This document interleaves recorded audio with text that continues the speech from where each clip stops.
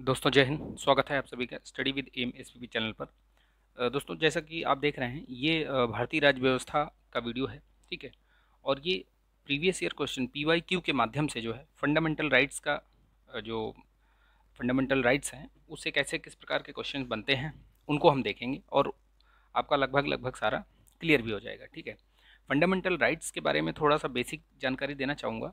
जो मूल अधिकार हैं ये कहाँ से लिए गए, ठीक है। तो इसको सबसे पहले तो आप इसको लाइक कर दीजिएगा और पूरा वीडियो लास्ट तक देखिएगा। बहुत महत्वपूर्ण प्रश्न हैं इसमें, पीवाईक्यूज़ हैं और ये पीवाईक्यूज़ हमेशा पूछे जाते हैं। और इससे क्या है कि मैं जब इसको एलोबरेट कर रहा हूँ, व्याख्या करूँगा इसकी, तो इससे आपका जो है बहुत सारा कवर, ये थियरी पार्ट भी आपका बहुत सारा कवर हो जाएगा, ठीक है। तो आप इसको लास्ट तक ज़रूर देखिएगा। चलिए तो देखिए, फंडामेंटल राइट्स के बारे में बता देता हूँ आपको। ये अपने संविधान में जो है, संविधान में भाग 3 में है, ठीक है। भाग 3 में है और ये भाग 3 में है कहाँ से कहाँ तक, अनुच्छेद 12 से लेकर के और 35 तक, ठीक। ये ध्यान रखिएगा इसको, इनके बीच में ये है। वैसे बेसिकली देखा जाए तो मतलब 13-14 से लेकर के, अनुच्छेद 14 से लेकर के और उधर 32 तक, यहीं तक ही मेन चीज़ें हैं। उसके बाद तो उसमें कुछ अलग अलग चीज़ें दी हुई हैं, लेकिन मेन जो है इतनी ही है, 30 तक ही मान के चलिए। 32 तो फिर भी उसमें वो हो जाता है, ठीक। तो लेकिन वो पूरा पार्ट उसमें कवर होता है मूल अधिकार में, फंडामेंटल राइट्स में वो आता है, इसलिए उसको लिया जाता है। देखिए मूल अधिकार कहाँ से लिया गया, तो मूल अधिकार जो है यूएसए के संविधान से लिया गया था ये, ठीक है। मूल अधिकार जो है यूएसए से लिया गया है, इसको वहाँ से इसका कॉन्सेप्ट लिया गया है मूल अधिकार का। तो अब मूल अधिकार का कार्य क्या है, मूल अधिकार जो है क्या होता है, ये राज्य के विपरीत, ठीक है, जो व्यक्तिगत व्यक्ति है, मतलब राज्य के विपरीत व्यक्ति की जो स्वतंत्रता और ये सब चीज़ें हैं, उसका विकास वो बाधित ना हो, इसलिए ये उनकी रक्षा करता है, ठीक है। तो ये बेसिक चीज़ें थी, थोड़ी थोड़ी चीज़ें मैंने वो बता दिया आपको, ठीक है। बाकी मैंने इसकी प्लेलिस्ट दी हुई है, उसमें देखिए आप, और इसके पहले के जो भी वीडियोस हैं आप देख लीजिएगा। बहुत महत्वपूर्ण चीज़ें इसमें मैंने बता रखी हैं, ठीक है। आप नहीं देखेंगे तो आपको पछतावा होगा। चलिए शुरू करते हैं इसको। पहला क्वेश्चन देखते हैं क्या है इसमें से। देखिए, निम्नलिखित में से किसको संविधान द्वारा मौलिक अधिकारों को लागू करने की शक्ति दी गई है। तो जो मौलिक अधिकार हैं उनको लागू करने की जो शक्ति दी गई है वो ये सर्वोच्च न्यायालय और उच्च न्यायालय को दी गई है। किस अनुच्छेद के तहत, तो ये अनुच्छेद 32, जो कि ये खुद भी एक फंडामेंटल राइट है, इसके अंतर्गत एक फंडामेंटल राइट है व्यक्ति का, ठीक है। और उच्च न्यायालय वो अनुच्छेद 226। तो ये अनुच्छेद भी याद रखिएगा आप।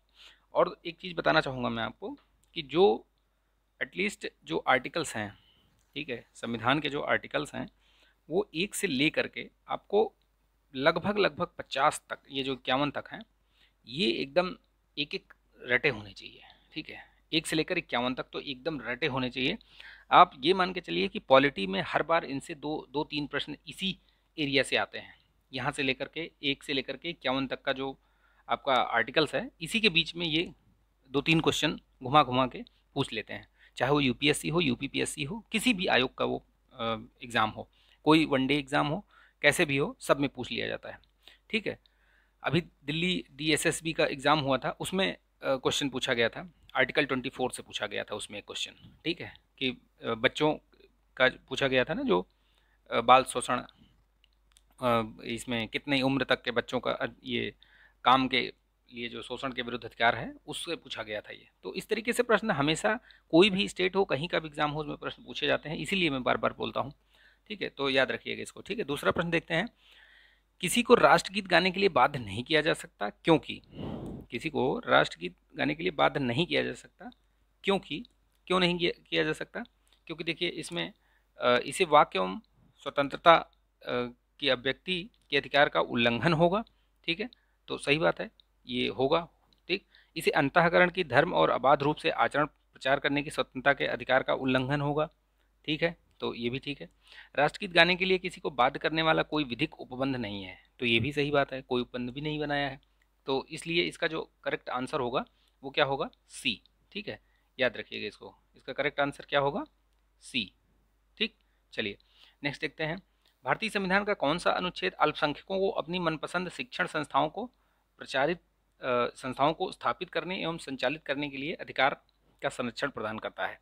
तो देखिए, मनपसंद जो शिक्षण संस्थाएं हैं, इसमें जो अल्पसंख्यक से संबंधित जो है दो अनुच्छेद हैं, दो अनुच्छेद दिए गए हैं। कौन कौन से? एक तो अनुच्छेद 29 है और एक अनुच्छेद 30 है। ठीक, तो अनुच्छेद जो 29 है, अनुच्छेद 29 में दिया गया है इनका जो मैनेजमेंट वाला है कि आप अपने उसका जो अपनी अपनी भाषा, अपनी संस्कृति और इन सब के लिए आप शिक्षण ये खोल सकते हैं अपने संस्थान, और उसका प्रचार वो कर सकते हैं, प्रचार प्रसार कर सकते हैं। ठीक है, और ये 30 में दिया गया है कि उन मनपसंद शिक्षण संस्थान स्थापित कर सकते हैं और संचालित कर सकते हैं। ये 30 में दिया गया है। ठीक ठीक है, तो 29 में क्या है? अल्पसंख्यकों के हितों के वर्ग का, अल्पसंख्यक वर्गों के जो हित हैं उनका संरक्षण प्रदान किया गया है 29 में। और 30 में क्या है? 30 वाला जो ये इसमें लिखा हुआ है, ये है मनपसंद शिक्षण संस्थानों को स्थापित करना एवं संचालित करना। तो यानी कि इसका आंसर होगा 30, याद रखिएगा। ठीक है, निम्नलिखित में से कौन सा एक मौलिक अधिकार नहीं है? तो इसमें देखिए कौन सा नहीं है मौलिक अधिकार, मैं आपको बता देता हूँ कि कौन कौन से हैं। इसमें देख लीजिए एक बार, समझ में आ जाएगा आपको। तो पहला तो ये समानता का अधिकार ही है। ठीक है, 14 से लेकर 18 तक। ठीक, स्वतंत्रता का अधिकार है 19 से लेकर 21 तक। ठीक है, ये धर्म का अधिकार है 25 से लेकर 28 तक। ठीक है, संपत्ति का अधिकार पहले था। ठीक है, जब शुरुआत में अगर इस तरीके का प्रश्न इसमें हो सकता होगा प्रश्न, अगर ये प्रश्न पूछा जाए कि इसमें आपको ये संपत्ति, ये संविधान का जब शुरुआत में संविधान जब बना था तो कितने प्रकार के मूल अधिकार थे? तो उस समय 7 थे, लेकिन अभी कितने हैं? 6 हैं, याद रखिएगा। इस संपत्ति का जो ये अधिकार है, संपत्ति का अधिकार, ये 44वें संविधान संशोधन से 1978 में इसको हटा दिया गया था यहाँ से, और हटा करके उसको कहाँ रख दिया गया था? 300 का के अंतर्गत। तो वो एक वैधानिक अधिकार हो गया। ठीक है, याद रखिएगा उसको। ये अब मूल अधिकार नहीं रह गया है। तो इसमें इसका जो आंसर होगा ये होगा संपत्ति का अधिकार। ठीक है, चलिए, किस वाद ने संसद को मौलिक अधिकारों में संशोधन करने का अधिकार दिया है? तो जो केशवानंद भारती है उसी में कहा गया था। ये 1973 का ये केस है, बहुत ही फेमस केस है, बार बार पूछा जाता है इससे। तो इसी में कहा गया है कि संसद जो है मौलिक अधिकारों में मतलब संशोधन कर सकती है, उसको कट कर सकती है, उसको अधिकार है उस चीज़ में। ठीक, तो उसको भी याद रखिएगा। चलिए देखिए, भारतीय संविधान का कौन सा अनुच्छेद प्रेस की स्वतंत्रता को आश्वासित करता है? तो ये अनुच्छेद 19 में आता है, प्रेस की स्वतंत्रता। ठीक है, जिसको अभिव्यक्ति की स्वतंत्रता मान सकते हो आप। ठीक, तो उसमें ही आएगा ये। तो इसका आंसर होगा बी। निम्नांकित अधिकारों में से कौन सा अधिकार भारत में सभी व्यक्तियों को उपलब्ध नहीं है? तो मैंने आपको पहले भी बताया था कि 15, 16, 19, 29 और 30, ये 5 छोड़ करके इनको रट लीजिए। ठीक है, ये 5 छोड़ करके बाकी सभी अधिकार जो है वो नागरिक और विदेशी दोनों व्यक्तियों को प्राप्त हैं। लेकिन ये 5 अधिकार सिर्फ और सिर्फ जो नागरिक हैं भारत देश के, उन्हीं को सिर्फ प्राप्त है ये वाला अधिकार, 15, 16, 19, 29 और 30। ठीक, तो आप देखिए, इससे आपको पता चल जाएगा कि क्या क्या क्या चीज़ इसमें कह रहा है। तो विधि के समक्ष समता किस में आएगा? ये 14 में आता है। तो यानी कि ये तो सबको प्राप्त है। ठीक है, भेदभाव के विरुद्ध अधिकार, ये अब चूंकि ये 15 और इसमें 16 में आएगा, तो ये आप इसमें चूंकि इसको नहीं, ये मैंने बताया कि 15 और 16 में जो अधिकार दिए गए हैं वो किस में आएंगे? तो वो नागरिकों को सिर्फ है। तो देश भर में स्वतंत्र भ्रमण करने का अधिकार, तो ये स्वतंत्रता का अधिकार है। तो मैंने बताया था आपको अभी, 19 भी उसी में है। ठीक है, चुनाव लड़ने का अधिकार, तो इसमें ये जो अधिकार हैं, चुनाव लड़ने का अधिकार, ये भी सिर्फ नागरिकों को ही प्राप्त हैं। तो इसमें जो बोला गया है, सिर्फ और सिर्फ ये जो विधि के समक्ष समता है, ये नागरिक और विदेशी व्यक्ति दोनों को प्राप्त हैं, बाकियों को नहीं प्राप्त है। ठीक, तो इस तरीके से याद रखिए आप कि ये 15, 16, 19, 29, 30, इनको छोड़ करके अन्य जो भी अधिकार हैं वो सभी को प्राप्त हैं, और ये जो 5 हैं ये सिर्फ और सिर्फ नागरिकों को। तो देखिए, जो भेदभाव वाला है ये 16 के उसके अगेंस्ट में है। ठीक है, 16 के अनुच्छेद 15 और 16। देश भर में स्वतंत्र भ्रमण करने का अधिकार जो है वो 19 में दिया गया है। तो यानी कि और ये भी नागरिक को हो गया, और चुनाव सिर्फ नागरिक ही लड़ सकते हैं। तो ये 2, 3, 4, यानी कि इसका जो आंसर होगा वो होगा डी। ठीक है, इसी तरीके से याद रखिएगा। 6 वर्ष की आयु से 14 वर्ष की आयु तक के सभी बच्चों को शिक्षा का अधिकार के कौन सा अधिकार है? ये मूल अधिकार है। ये मूल अधिकार दिया गया। तो ये कब बनाया गया था? ये राइट टू एजुकेशन कब बनाया गया था? आप 2002 में इसको मूल अधिकार बना दिया गया था। ये डीपीएसपी में भी है, जो राज्य के नीति निर्देशक तत्व हैं उसमें दिया गया है, और इसको मूल अधिकार बना दिया गया। ठीक है, कब बनाया गया? ये 2002 में 86th अमेंडमेंट, याद रखिएगा। बहुत सारी चीज़ें मैं आपको ऐसी बताऊंगा, उसको अगर आपको पता है तो वेल एंड गुड, नहीं पता है तो उसको आप लिख लीजिए। ठीक है, आपको हमेशा काम आएगा वो। डॉक्टर भीमराव अम्बेडकर ने निम्न मौलिक अधिकारों में से किसे संविधान का हृदय और आत्मा कहा है? तो जो संवैधानिक उपचारों का अधिकार है, यानी अनुच्छेद 32, उसको डॉक्टर भीमराव अम्बेडकर ने संविधान का जो है आत्मा कहा है। ठीक है, संविधान का हृदय और आत्मा कहा है। किसको? आर्टिकल 32। आर्टिकल 32 क्या है? संवैधानिक उपचारों का अधिकार। ठीक, चलिए नेक्स्ट देखते हैं। निम्न में कौन मूल अधिकार के अंतर्गत नहीं आता है? तो देखिए, मूल अधिकार के अंतर्गत कौन सा नहीं आता है? स्वतंत्रता का अधिकार आता है, समानता का अधिकार आता है, संपत्ति, फिर वही क्वेश्चन आ गया। ठीक है, बाकी सब आते हैं। तो मैंने बता दिया था आपको, स्वतंत्रता का अधिकार किस में आएगा? 14 से स्वतंत्रता, समानता वाला 14 से 18। ठीक, स्वतंत्रता वाला ये 19 से 21, और संपत्ति का अधिकार तो है ही नहीं, और शोषण के विरुद्ध ये 23 और 24, याद रखिएगा इसको। ठीक है, और धर्म की स्वतंत्रता वाला जो है वो 25 से 28 है। और नेक्स्ट जो अल्पसंख्यकों से संबंधित अधिकार हैं, जो संस्कृति और इससे संबंधित अधिकार हैं, वो 29 और 30, याद रखिएगा इसको। ठीक, चलिए, भारतीय संविधान निम्नलिखित में से कौन सा अधिकार प्रदान नहीं करता है? तो कौन सा नहीं करता है? देखिए, समानता का करता है, स्वतंत्रता का भी करता है, धर्म पालन का भी करता है, समान आवास के लिए नहीं करता है। ठीक, तो याद रखिएगा इसको, ए हो जाएगा इसका आंसर। मौलिक अधिकार है, क्या है वो? वाद योग्य है। वाद योग्य है मतलब उनको, अगर किसी का मौलिक अधिकार हनन हो रहा है तो वो उच्च न्यायालय या फिर सीधे सर्वोच्च न्यायालय में जा सकता है। ठीक है, वैसे सर्वोच्च न्यायालय ने कहा है कि आप पहले उच्च न्यायालय जाइए। आपका वैसे मौलिक अधिकार है, वो अनुच्छेद 32 के अंतर्गत आप सीधे उच्चतम न्यायालय जा सकते हैं, सुप्रीम कोर्ट जा सकते हैं, लेकिन क्योंकि आपके पास उच्च न्यायालय है जिसको ये शक्तियाँ दी गई हैं आर्टिकल 226 के तहत, तो इसलिए आपको पहले उच्च न्यायालय जाना चाहिए, बाद में फिर सुप्रीम कोर्ट। अगर वहाँ पर आपको लगता है कि यहाँ पर न्याय नहीं हो पाया है तो आप आगे जा सकते हैं। ठीक, तो ये वाद योग्य है। संविधान का कौन सा अनुच्छेद दोष सिद्ध के संबंध में अभियुक्तों को दोहरी दंड एवं स्व अभिशंसन से संरक्षण प्रदान करता है? तो इसमें आप देखिए, इसे कौन सा प्रदान करता है, कौन सा अनुच्छेद है इसमें? तो 20, इसमें जो 20 है ना, ये डी, ये जो इसका 13 का जो डी होगा, इसमें 13 का डी, यानी कि 20 का 2, ये यही कहता है। ये अनुच्छेद जो 20 है उसी में है कि दोहरे दंड एवं स्व अभिशंसन, यानी कि दोहरा दंड कैसे कि एक ही अपराध के लिए 2 बार आपको सज़ा नहीं हो सकती है। अगर आपने एक अपराध किया है तो एक ही बार आपको सज़ा मिलेगी। ठीक है, और स्व अभिशंसन मतलब अपने स्वयं के खिलाफ जो है आपको गवाह नहीं बनाया जा सकता। ठीक, चलिए नेक्स्ट देखते हैं। इसमें सूची मिलाते हैं 1 और 2 को। ठीक, मौलिक कर्तव्य, तो इसमें देखना पड़ेगा, उधर आपको नेक्स्ट साइड में जाना पड़ेगा। चलिए कोई बात नहीं, इसमें देखते हैं, पहले जो इधर है उसको मिला लेंगे, उसके बाद ऑप्शन देख लेंगे बाद में। तो जो मौलिक कर्तव्य है, मौलिक कर्तव्य कैसे? मूल ढांचा कहाँ है? ठीक है, ये संसद मौलिक अधिकारों में, इधर देखिए केस दिए हुए हैं या अनुच्छेद दिया हुआ है, संविधान का 42वां संविधान संशोधन। ठीक है, और एक इधर देख लीजिए, यहाँ पे इसको भी देख लीजिए पहले, इंसानों के अनैतिक व्यापार का निषेध।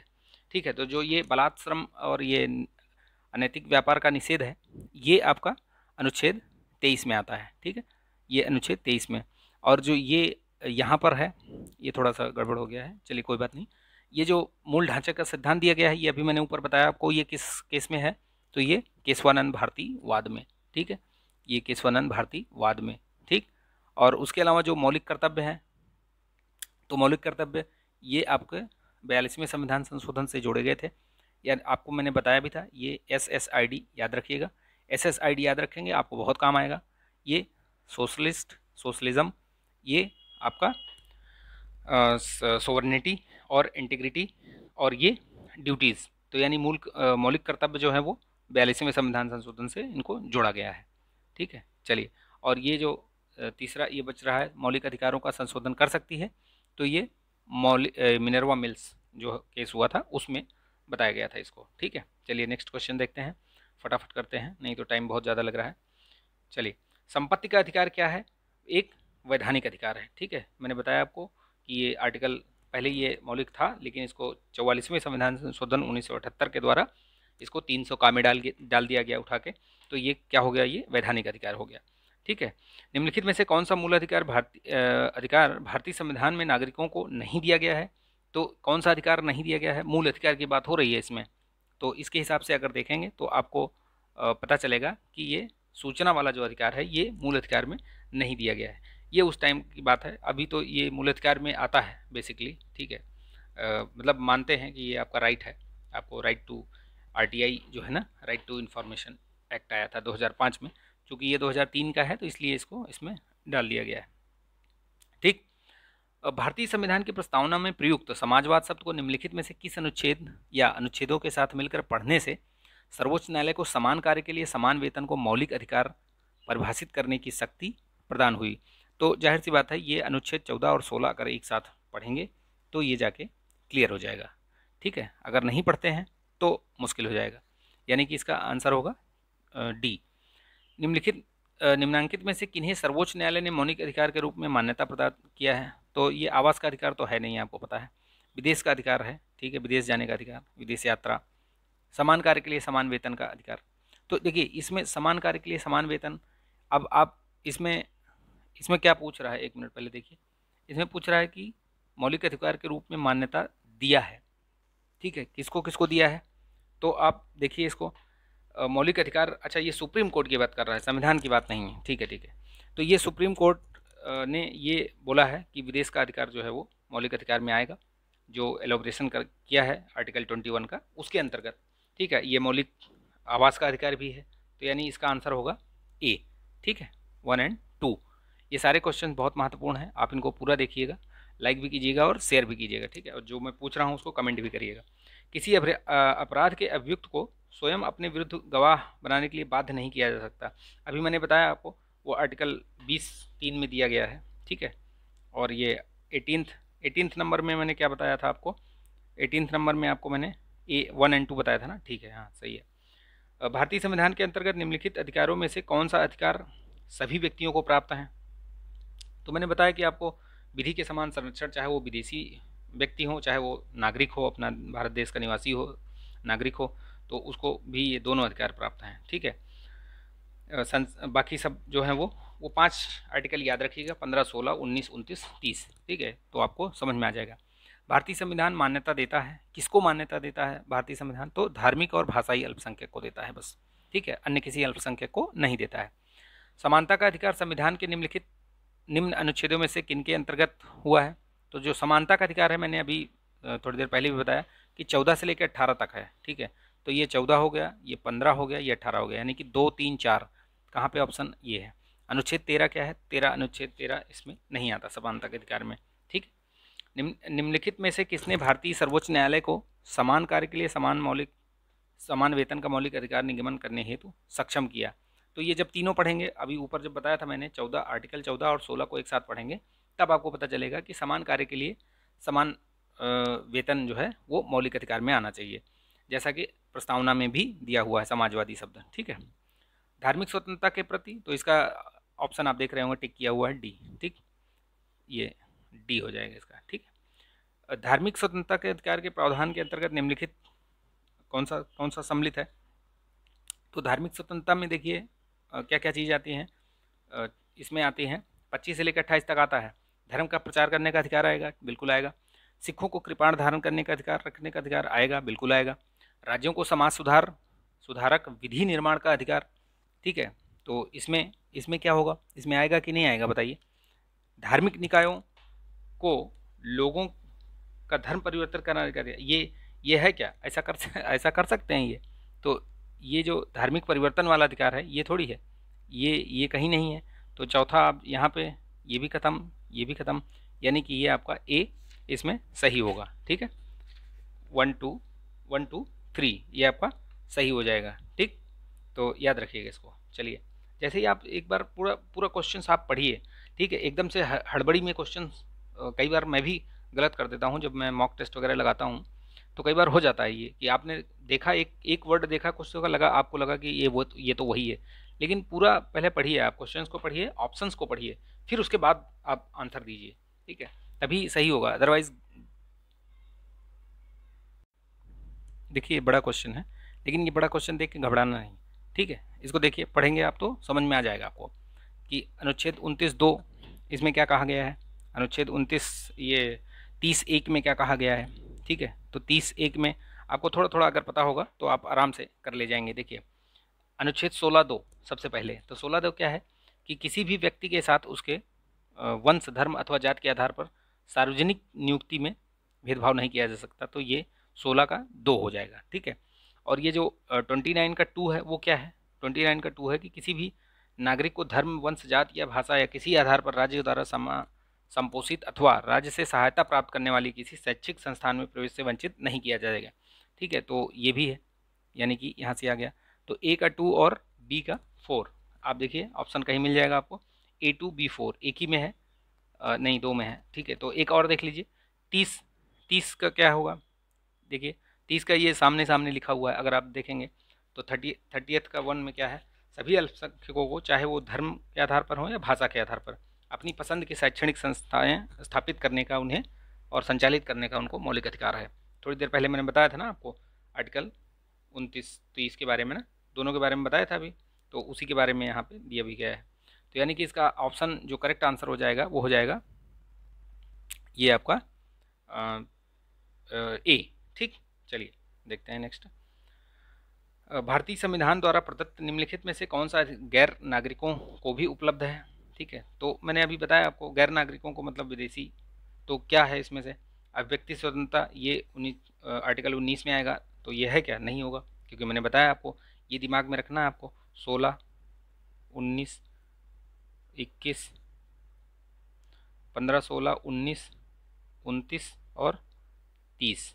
ठीक है, ये 5 आपको आर्टिकल ध्यान में रखने हैं। तो आप देखिए, इसमें देश में किसी भी भाग में घूमने और बसने का अधिकार, ये भी 19 के अंतर्गत आता है। संपत्ति अर्जित करने का अधिकार, ये भी 19 में आता है। संवैधानिक निराकरण उपचार का अधिकार, ये सबको मिलेगा। ठीक, तो इसका आंसर होगा डी। ठीक है, याद रखिएगा इसको। धर्म आदि के आधार पर विभेद का प्रतिषेध, भारत के संविधान का अनुच्छेद 15 एक मूल अधिकार है जिसे इसके अधीन वर्गीकृत किया गया है। तो ये 15 किस में आता है, स्वतंत्रता, मैंने बताया था आपको, समता के अधिकार में आएगा। 14 से लेकर 18 तक किस में आता है, समानता के अधिकार में, तो ये समता का अधिकार होगा।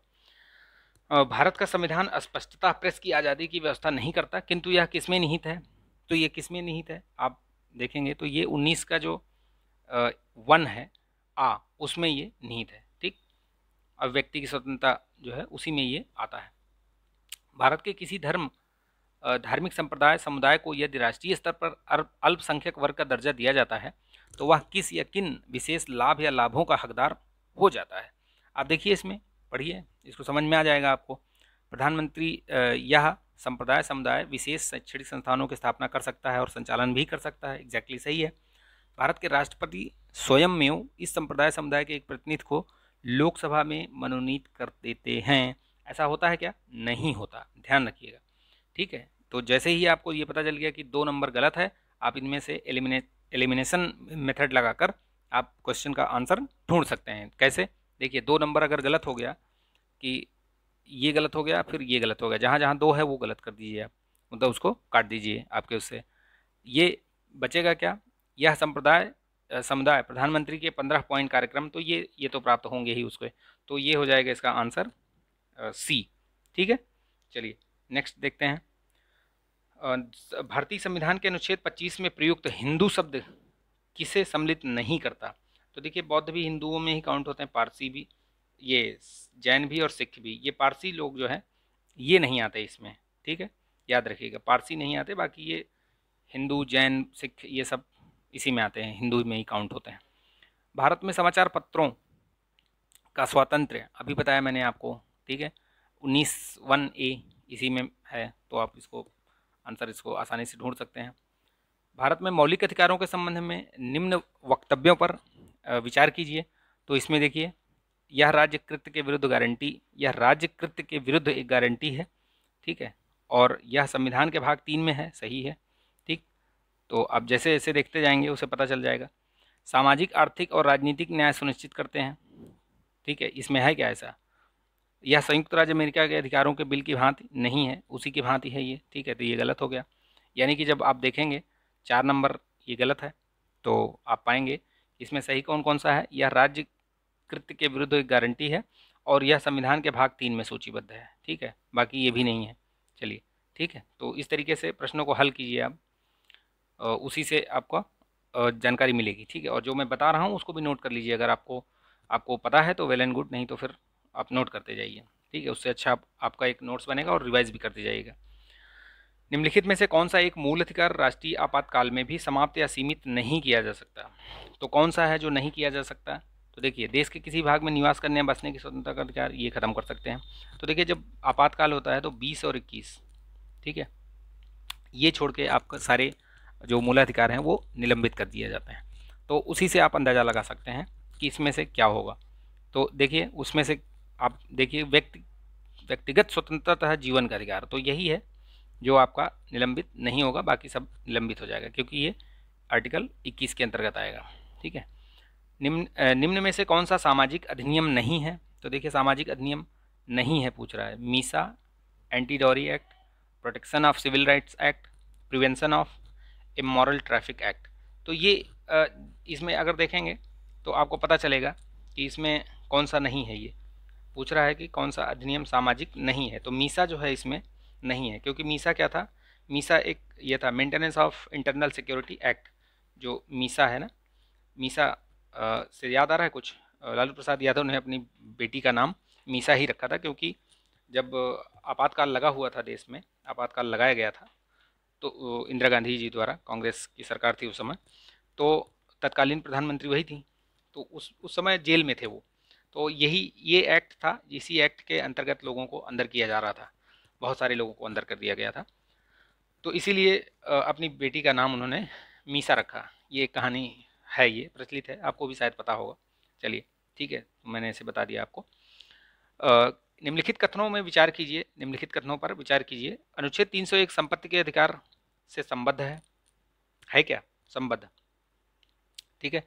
तो मैंने अभी थोड़ी देर पहले ही बताया है, इसलिए पूछ रहा हूँ। 301 में नहीं है, 300 में है, ठीक, 300 का में, ठीक, तो पहला ही गलत हो गया। तो जहाँ जहाँ पहला है वो सब गलत हो जाएगा। आप देखिए, तो पहला गलत हो गया, मतलब ये गलत हो गया, ये गलत हो गया, बचा 2 और 2 3। देख लो, संपत्ति का अधिकार एक विधिक अधिकार है, किंतु यह मूल अधिकार नहीं है। एग्जैक्टली सही है। भारत के संविधान में अनुच्छेद 300 का उस समय केंद्र में कांग्रेस सरकार द्वारा 44वें संविधान संशोधन में अंतः स्थापित किया गया था। तो ऐसा है क्या? 1978 में 44वां संविधान संशोधन हुआ था, और 1978 में किसकी सरकार थी? तो वो जनता पार्टी की सरकार थी, ये कांग्रेस की सरकार नहीं थी, तो इसलिए ये भी गलत है, ठीक।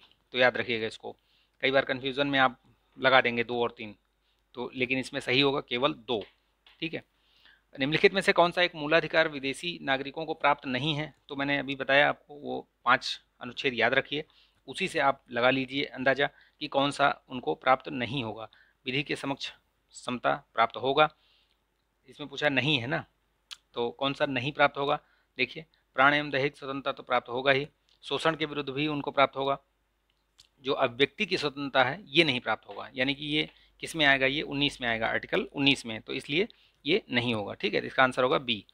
भारतीय नागरिकों के मौलिक अधिकारों का वर्णन किस में किया गया है? तो मैंने अभी बताया था आपको, ठीक है, संविधान के अनुच्छेद 12 से लेकर के 35 तक ये पूरा इसी में दिया गया है, मौलिक अधिकारों की चर्चा की गई है, तो इसको याद रखिएगा आप। इसका आंसर जो हो जाएगा वो हो जाएगा ए, ठीक है। चलिए देखते हैं, फोर्थ स्टेट या चतुर्थ स्तंभ किसको कहा गया है? तो प्रेस को कहा गया है, याद रखिएगा। जोखिम भरे उद्योगों में बाल श्रम का उपयोग निषिद्ध है, ये किसके द्वारा कहा गया है? ये तो भारत के संविधान में भी इसकी व्यवस्था की गई है, अनुच्छेद 24 में, ठीक है, बाल श्रम निषेध बताया गया है 14 वर्ष से कम उम्र के बच्चों को। 10 दिसंबर 1996 के सर्वोच्च न्यायालय द्वारा भी ये निर्णय लिया गया है, ठीक, और संयुक्त राष्ट्र का चार्टर भी यही कहता है, तो इसका आंसर हो जाएगा उपयुक्त सभी, यानी कि डी। भारतीय संविधान के अनुच्छेद 25 का संबंध किससे है?